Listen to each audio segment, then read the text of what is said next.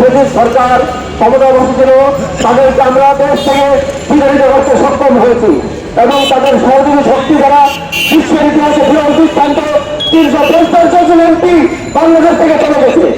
এটা বিশ্বের কোথাও এরকম ব্রিটিশ সরকার পতনের উপর কোন এমপি কোন দেশের সংসদের সকলেই এভাবে পতন নয়। সংগ্রামী সাথী বন্ধুরা আমার, আজকে আমি একত্রিত হয়েছি গণ অধিকার পরিষদ আয়োজিত গণ অধিকার পরিষদের উদ্যোগে সেই ব্রিটিশ সরকারকে যারা ব্রিটিশ সরকারের সহযোগী দেশবাসীদেরকে যারা পুনর্বাসন করতে চায় তাদের বিরুদ্ধে সক্রিয় প্রতিবাদ করার উদ্দেশ্যে সংগ্রামী সাথী বন্ধুরা আমার, আমরা তাদের বিরুদ্ধে কখনোই একাত্মতা করবো না। আমরা তাদের বিরুদ্ধে